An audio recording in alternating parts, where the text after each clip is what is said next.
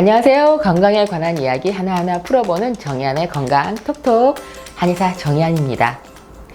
환절기로 접어들면서 일교차가 벌어지고 있는 이때쯤이면 물 한 잔도 따뜻한 것으로 마시고 싶어지는 때죠. 또 환절기여서 그런지 머리카락도 더 많이 빠지는 것 같고요. 또 피부도 더 건조해지는 느낌이라는 사람 많습니다. 자, 실제로도 이 환절기 때는 피부 건조가 심해지고요. 머리카락도 더 많이 빠집니다.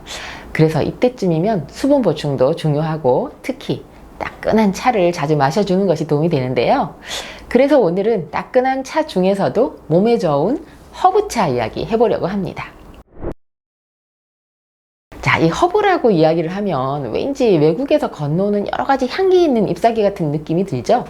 허브는 원래 인간에게 이로운 향기 나는 모든 들풀이라는 의미를 갖고 있는 거지 꼭 외국에만 있는 특이한 식물은 아닙니다.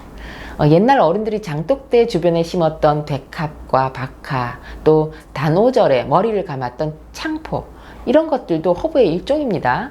그래서 우리 조상들은 이 허브를 생활 전반에 걸쳐서 많은 곳에서 이미 이용을 해왔습니다.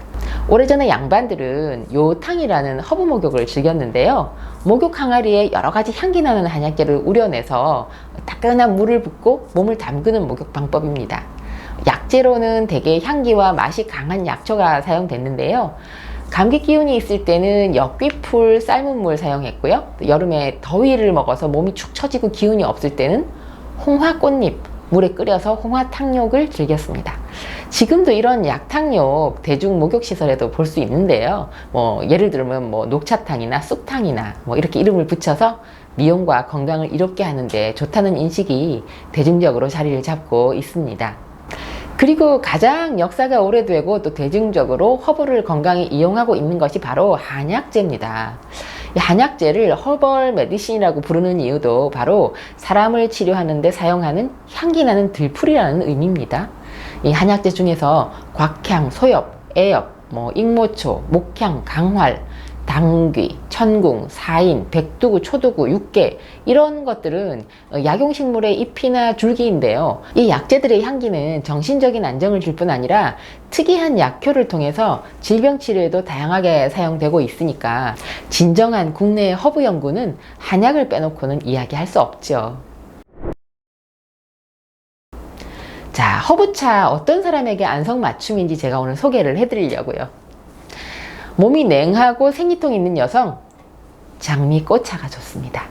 숙면에 좋고요. 또 피를 맑게 하는 효과가 있어서 혈액순환에 좋으니까요. 또 장미는 기혈을 돕고 어혈을 풀어줘서 간과 위장의 통증을 완화시키고 여성들의 어혈로 인한 생리통에 도움이 됩니다.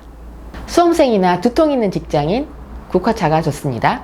눈과 머리를 맑게 해주는 효과가 있어서 수험생이나 컴퓨터 작업 많이 하는 직장인용으로도 추천합니다. 또 식사 후에는 역시 레몬 버베나 차가 최고입니다. 풍미가 순하고요. 끝맛에서 은근하게 이렇게 단맛이 나기 때문에 디저트로 안성맞춤이죠.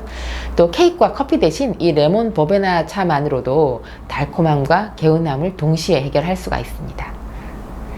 식곤증으로 나른하고 기운 없을 때 페퍼민트 차 좋습니다. 멘톨 성분이 다량 함유되어 있어서 졸음이 쏟아지고 집중력이 떨어질 때 이 소화도 돕고 집중력도 좋아지게 합니다. 자, 불안하고 잠 안 올 때 라벤더 차가 좋습니다. 이 라벤더는 심신을 진정시키고요. 몸 전체의 신진대사를 향상시켜서 현대인이 앓고 있는 스트레스, 두통, 불안, 불면증이 있을 때 이 라벤더 잎을 끓여서 차로 마시면서 상쾌한 냄새를 맡으면 우울한 마음까지 상쾌해지죠. 스트레스로 인해서 머리가 지근거릴 때도 마셔도 효과가 좋습니다. 자, 감기 걸렸을 때 카모마일 차나 타임차 좋습니다.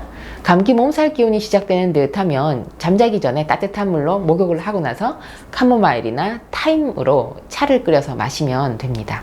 이 목감기로 인후가 붓고 따가울 때는 이 타임을 끓인 물로 양치질을 해도 좋고요. 또 기침이 날 때는 타임으로 차를 만들어서 먹으면 기침이 진정되고 가래도 삭으면서 항균 작용도 있어서 좋습니다.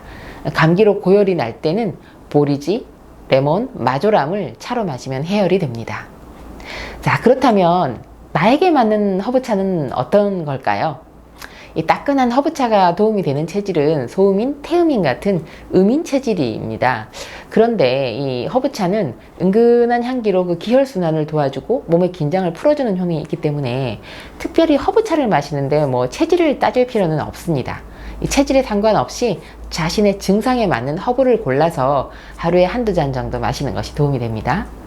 그리고 대부분의 허브차는 카페인이 없습니다. 이 녹차도 넓은 의미의 허브차에 포함이 될 수 있는데요. 녹차에 카페인이 있기는 하지만 이 카페인의 흡수를 방해하는 탄닌 성분도 함께 들어있어서 같은 용량의 커피 카페인보다 훨씬 인체에 미치는 영향은 적습니다. 그래서 이 허브차는 임산부, 학생, 노인, 바쁘게 쫓기는 직장인들에게 두루두루 유용합니다. 자, 오늘 영상은요, 이 허브차에 대해서 알아봤는데요. 우리 조상들의 허브사랑, 또 한약재도 허브라는 거, 다양한 허브차의 효능을 알아봤고요. 자신에게 맞는 허브차에 대한 이야기였습니다.